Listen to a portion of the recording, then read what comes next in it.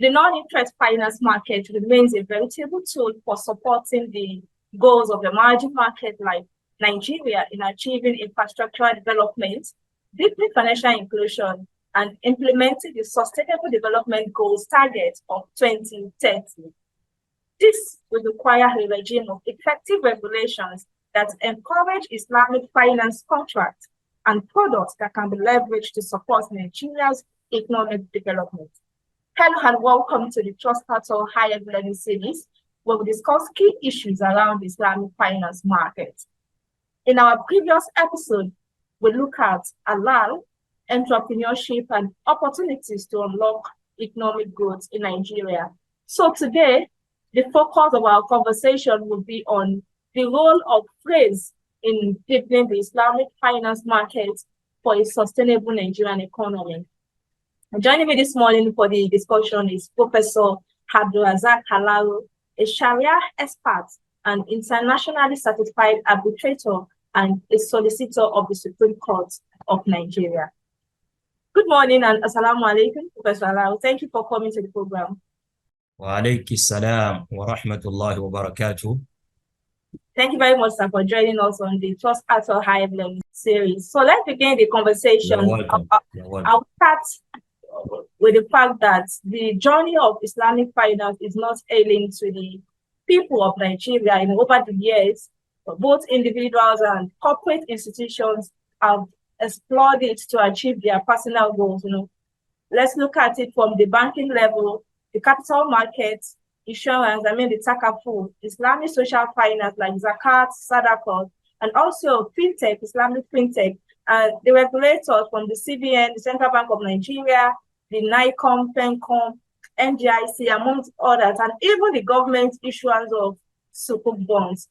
And also, Professor Alaro, I must confess to you that I have read a lot about you and watched your videos severally online, sensitizing people, particularly Nigerians, about Islamic finance. So now my question on Islamic finance contracts is, could you talk to us about your thoughts on the operation of Islamic finance contracts in Nigeria? Assalamu alaikum wa rahmatullah, once again to the audience and to you, Bukola. Islamic finance in Nigeria dates back to more than half of a century now. History has recorded it that the first attempt at practicing this form of finance was in 1956 when a bank in Lagos, which the name Muslim Bank West Africa Limited, was actually incorporated. And from then till now, the Islamic finance industry has actually maintained a steady growth and development. And that is why we have up till today, the one that started in 1956, although didn't last long, but by the time in 1998, there was another attempt, a very successful one, under the name of Nigerian Bank Limited, which opened a window for Islamic banking.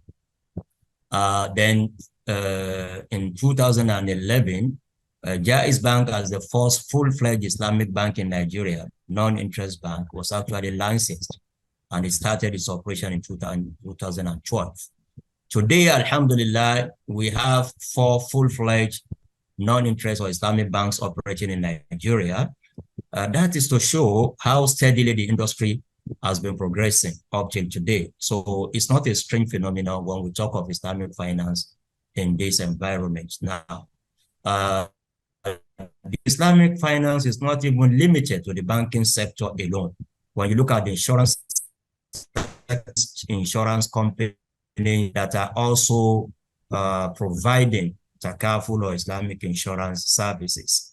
We have some of them that are full-fledged. We have some that are operating on a window basis. So equally on the market side, we have a number of companies, a number of capital market players today who are either fully fledged Islamic capital market players or conventional market players, but have product of Islamic finance Islamic financial market or capital market product. From another perspective, the presence of Islamic finance in Nigeria has not only been felt by individuals, but even by corporate entities, even by government of the country. So all have felt the presence of Islamic finance, and all have benefited one way or the other. Islamic finance has increased the financial inclusion level in Nigeria. When you look at the rate of financial exclusion in Nigeria before the introduction of Islamic Bank and compare, say, with what we have now, there's no doubt a lot of progress, a lot of development has been recorded, even in the areas of financial inclusion, in the areas of infrastructure development, in the area of even retail banking, corporate banking. There is no any of these areas that Islamic banking or Islamic finance has not have an effect. So that is where we are as of today. Even beyond the conventional, the usual economic and financial activities, Islamic banking has even made impact in the area of pension administration.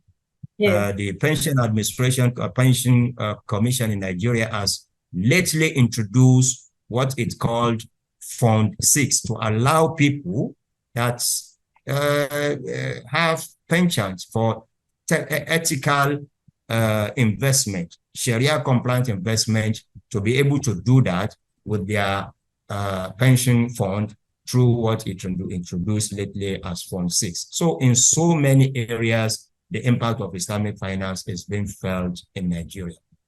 Thank you very much, Professor Alaro, for taking us through the journey of Islamic finance in Nigeria. So right now, we'll go on a short break, and when we return, we'll continue the conversation. Please stay with us.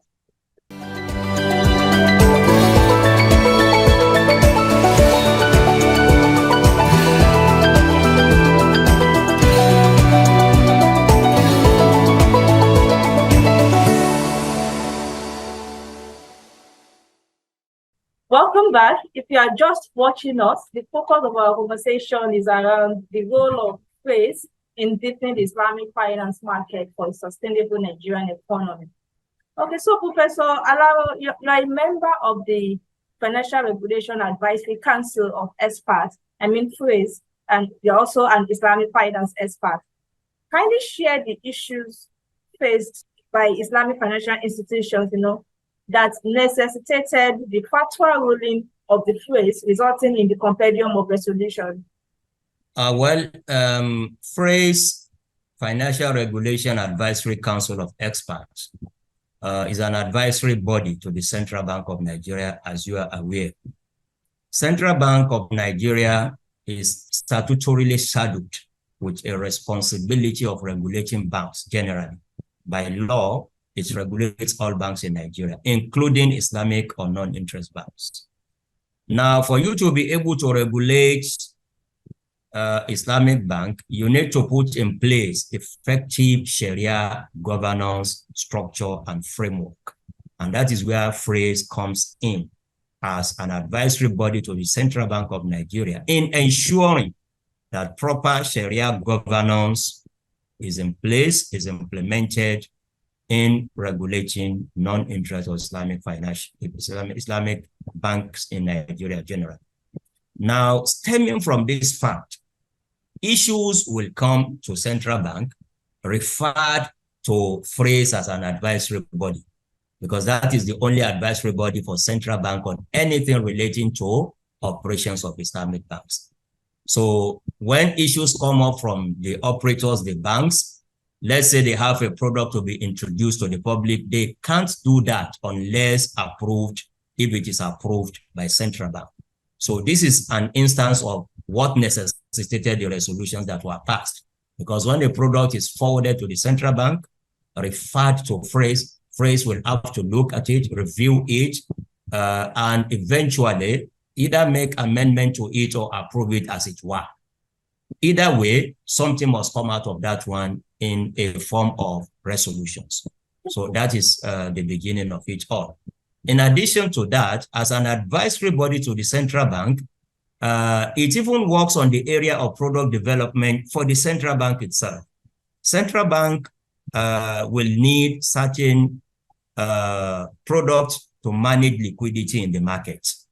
The same instrument that is being used for liquidity management for the conventional banks will not be applicable, will not be acceptable for the non-interest banks. So that is part of the reasons why there must be resolutions coming out from a body like FRACE. Since inception, FRACE was actually inaugurated in 2012, January 2012. Exactly. And up till today, you have 11 years, with many meetings, many deliberations that are recorded and collated. This is what formed the nucleus of what we have in circulation today as compendium. So it's just a combination. It's just a way of presenting to the public that this is what FRACE has been doing over the years, resolution after resolution, from a meeting after the other. That is, in simple terms, what brought about the issue of compendium of resolutions.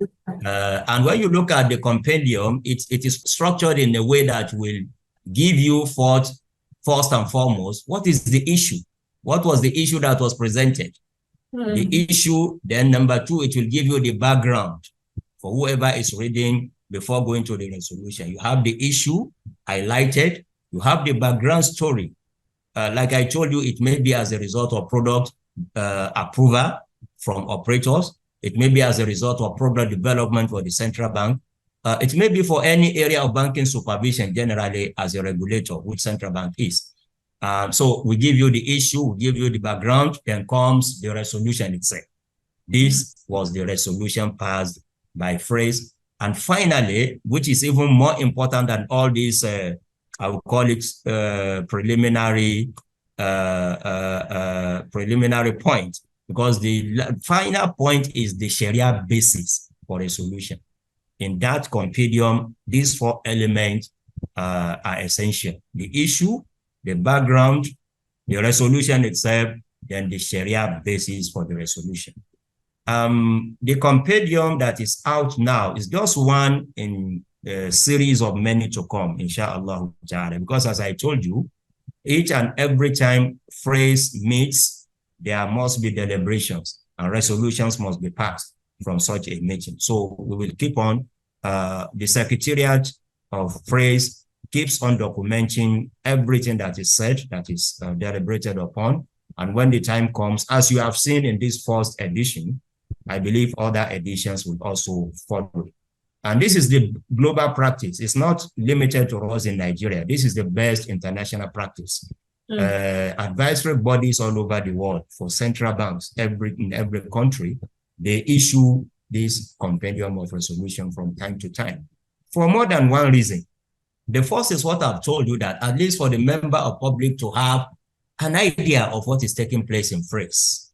Then more importantly, for the operators themselves to have what will serve like a repository to them, that a reference work for them, that, oh, we are having an issue of this nature. It must have been deliberated upon in the past by FRACE. So we don't need to go and refer our own matter if you can find a solution to that in the already past resolution. So it will serve that purpose too. It will even serve more than that purpose. It will serve the academia, the academic community, people studying Islamic finance, studying Islamic law, Sharia, Islamic banking. They will have one or two things to benefit from the compendium of resolutions, because it will address some of the issues that they are being exposed to at that level.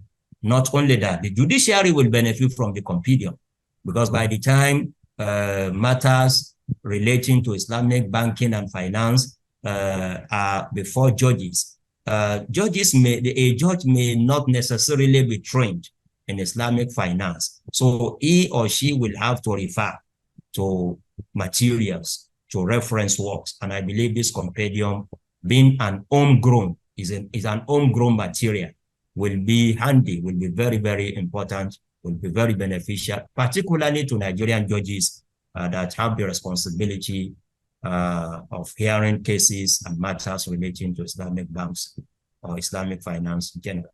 So this is the whole, in summary, the idea about the compendium of resolutions of FRACE.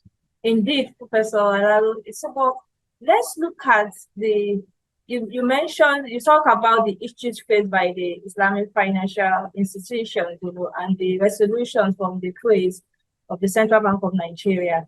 But so to what extent have the issues been resolved? And what are your recommendations regarding these identified issues to reconcile our current economic realities with the proficiency of Islamic finance? Resolutions are binding on banks. That must be known. Okay. Any form of regulatory instrument that comes from the central bank is binding on operators. So whatever resolution that has been passed, banks must abide by them. And in arriving at this resolution, you know, the way Sharia governance of Islamic banks in Nigeria and elsewhere is structured, it's like layers. We are the second layer of Sharia governance of Islamic banks. Each and every one of these banks, they have what we call ACE, Advisory Committee of Experts. So they must have looked into some of these issues and then escalated to FRACE. Okay. And when it becomes a FRACE's resolution, CBN regulatory instrument will that will be a CBN regulatory instrument now and must be and it's binding on the operators or the bankers. That is one. Number two, just as I've said in the earlier question, these resolutions will not only serve the purpose of telling the bankers what to do, it is even to tell them what they have not done, when they are to do it, how they must do it. That is part of the purposes. Again, even for non-bankers, for non-operators, I've told you, judges, lawyers, students of Islamic finance, members of the public who want to invest, who want to trade, who want to do businesses with those banks, they have a right of knowing what they are doing and what is right and what is wrong in their practices. So this compendium of resolutions will also serve that purpose. So to answer your question in summary, it's not a matter of whether it has been resolved or not. Anything that comes to FRACE must be resolved. And by the time it has been resolved, it becomes a resolution that will be binding on the operators. Okay, so for Professor Alaro, can we say one of the main challenges in issuing fatwa in Islamic finance is that the scholars have to innovate Sharia compliant products that are workable and meet modern market needs? Do we have anything like that in Nigeria? Well, Islamic finance is a product of Sharia. It's a product of a legal system. Okay. And that is why whoever wants to practice in the area of Islamic finance must abide by the rules, by the laws of Sharia. All what FRACE is doing is to make sure that the application of those rules to the operations, to the product and services of Islamic finance, Islamic financial entities in Nigeria, that application is in order. That rules, laws of Sharia that ought to be applied are being applied the way they ought to be applied. And that is what we are doing. And that is what any regulatory authority of Islamic banks all over the world, that is what they do. In doing this, it will automatically translate to having a healthy business environment. It will automatically translate to having a very strong regulatory environment, a very effective Sharia governance of the products and services that are being offered in that particular country. And when you have such a body that will take a look at whatever you say you want to offer, and you want to offer it based on the Sharia requirements, then you have to ensure that those Sharia rules and regulations are actually applied correctly. And that is all what FRACE is all about. Okay, thank you very much, Professor Alaro. But you know, we are in 2023 now with new agenda, new administration. What can you say? You know, you are a member of the FRACE and also Islamic scholar. What can you say? What is the role of FRACE in deepening the Islamic finance market for a sustainable Nigerian economy? Well, the role of FRACE, once again, is to ensure that things are done right, like an advisory body to the regulator. But in addition to that, you mentioned the new administration in Nigeria. That is an area that I will have to talk more on. The role of FRACE, we've said it more than one time now. But what can we put forward as a piece of advice for the new administration? Because the situation we are in Nigeria today, every hand must be on deck to move our nation forward. And when we have something to contribute, we must not hide it. From this perspective, I will advise the present administration to build on the achievement of the past one in accessing the benefit of Islamic finance. The immediate past administration has done well by listening to advice, pieces of advice that what you are looking for, solutions to many economic challenges that we are facing, part of the solution may come from Islamic finance.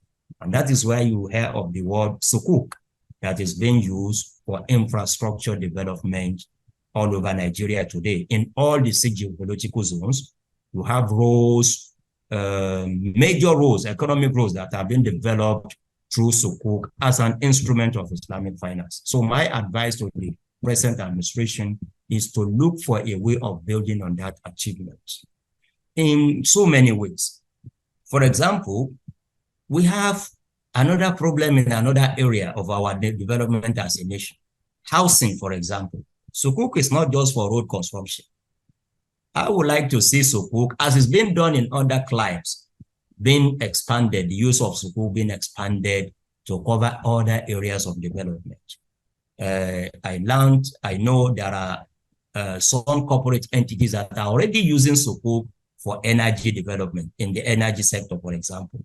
So we want government to look at all these areas, like the area of housing that I've mentioned, because that's an area that has generated my interest, that attracted my interest for a while, and that I've done some research in that aspect. Nigeria is actually facing housing deficit, which is not small, it's huge. I wouldn't like to go into the argument of what percentage, how many millions, but the truth of the matter is that we don't have sufficient housing units as today in Nigeria. Let me give you a statistic. It has been proved by many studies that in Nigeria, it's only 10% of those who desire to have houses of their own that can afford it. Only 10%. When you compare this with global average, the global rate outside Nigeria, in a country like Singapore, for example, is more than 90% of the citizens who desire to have houses can afford it. In the United States of America, is about 72%. In United Kingdom, UK, is about 78%. We can only boast of just 10% of people who want to have houses of their own that can get affordable houses. When we talk of housing deficit, the usual controversy about whether we have deficit or not shouldn't be at all, because it's very clear. What is deficit is when your demand for something is rising over your supply. We all know that the demand for housing in Nigeria is higher than the supply of it. So, and you can look at the housing deficit from 2 different angles. Is either we have adequate housing that is unaffordable. We may have adequate housing that is unaffordable. Or you have affordable housing that is inadequate. Either way, you will have deficit. So this is an area that I would like to advise the present administration of President Bola Ahmed Tinubu to build on the achievement of its predecessor by looking at what Islamic finance can offer in solving this problem of housing deficit in Nigeria. We have so many products that can be used. We have Ijara Muntahiya Bit-Tamlik. We have others, Diminishing Musharaka. We can even apply Murabaha for who is ready to pay instantly. So there are so many products that can be used, that can be explored. But principally as a government, this area of offering product may be done by the financial entities themselves. But an area that government should show interest in is in the use of sukuk that I said. Sukuk can also be used for mass house production in Nigeria, just as we have succeeded. It's clear now we have succeeded in using sukuk for road construction. I want to see this administration looking at that angle too. How can we use sukuk, expansion of sukuk, in providing mass production of houses for citizens of this country? I think that is part of what you should let the administration know, that Islamic Bank can offer solution to that one too. In the previous administration, Islamic finance markets flourished in Nigeria, due to the government support, as you've explained. And we hope this new government administration works towards exploring Islamic finance to reconcile our current economic realities.